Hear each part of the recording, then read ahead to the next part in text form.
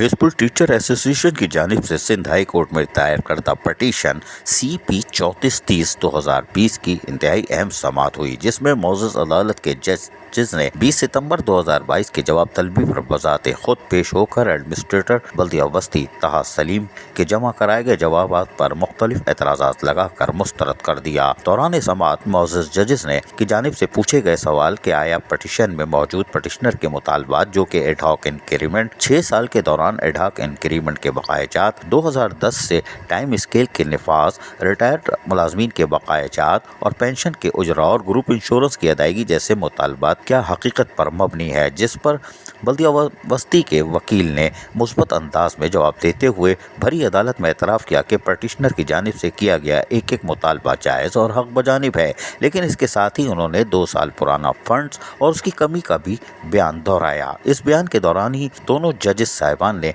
बरहमी का इजहार करते हुए वकील के मौक़िफ़ को यकसर मुस्तरद कर दिया और सख्त अल्फाज में सरजरिश करते हुए 1 नवंबर 2022 को मुकम्मल और जामे जवाब के साथ हाजिर होने को कहा। दरअसना बल्दिया वस्ती के वकील की जानिब से गैर जिम्मेदाराना और गैर तसल्ली बख्श जवाब देने की पादाश में एडमिनिस्ट्रेटर बल्दिया वस्ती ताहा सलीम के जिस तरह 20 सितंबर 2022 को मौजूद अदालत में पेश होने के लिए 29 अगस्त 2022 के काबिल ज़मानत वारंट निकाले थे, आज एक बार फिर एडमिनिस्ट्रेटर बल्दिया वस्ती को 1 नवंबर 2022 को बजाते खुद पेश होने के वारंट निकालने के अहकाम जारी करते हुए केस की समाअत 1 नवंबर तक मुलतवी कर दी। अजीज आरिफ, KBS बल्दियाती न्यूज़, कराची। ऐसी ही खूबसूरत वीडियोस फ्यूचर में हासिल करने के लिए रेड बटन पर क्लिक करके और बेल आइकॉन को प्रेस करके हम सबके सब्सक्राइबर बनना मत भूलिए।